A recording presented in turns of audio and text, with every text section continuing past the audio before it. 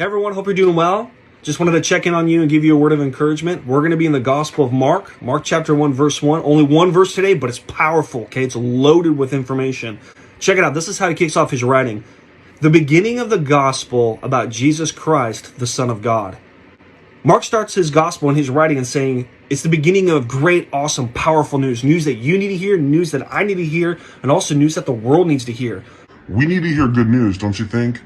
We need to hear something other than the fear of the coronavirus. We need to hear something other than what's going to happen with our government when everything is shutting down. We need to hear something good, okay? And today is about that. Today's about talking about good news. Mark says it's the beginning of the gospel, good news about who? Jesus Christ. And then he puts a comma. This is what's powerful. Mark says this, the beginning of the gospel about Jesus Christ, comma, the Son of God. Time out. Wait a minute. Mark is claiming that Jesus is more than just a man. Jesus was a historical figure, yes. He was known for his wisdom. He was known for his insight. He was known for his miracles. He was known for his power. He was known for blessing people, serving people.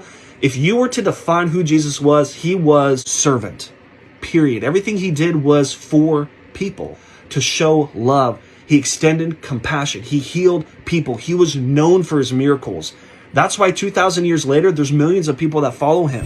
Jesus led by example of saying, how do I serve the world? Because he loves the world. But what's interesting is Mark tells the whole story of Jesus in the Gospel of Mark. You can go through Matthew, Mark, Luke, or John, read those historical accounts of Jesus, and it tells the whole story of Jesus. But the most impactful miracle that Jesus ever performed was something that you and I will face someday.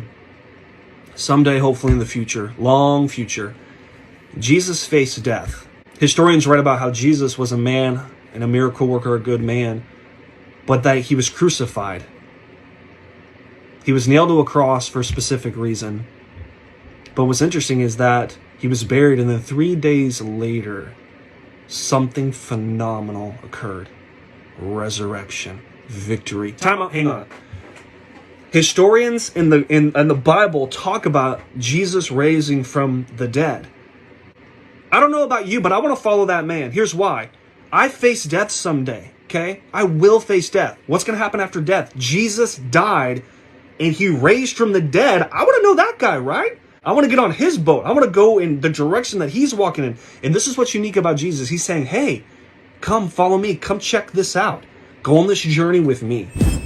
Here's the word of encouragement. This is my encouragement to you today. Dwell on the fact that Jesus is presenting glorious good news for you, for me, for the whole world. And he's saying, I want you to go on this journey. So here's your challenge. Grab a Bible. Sift through it. Go all the way go to the middle, you'll hit Psalms, and go to your right. And then you'll hit Matthew, you'll hit Mark, and then Luke and John. Those are the gospel accounts that talk about who Jesus is as the man, as the miracle worker, as our Savior. My encouragement to you is get on board and check out who he is, because all I know is our lives can be transformed. Peace can occur. Joy will be given. I love you guys. I hope this is encouraging to you. I'm excited to see what God is going to do in the future. But there is good news out there. Jesus is good news.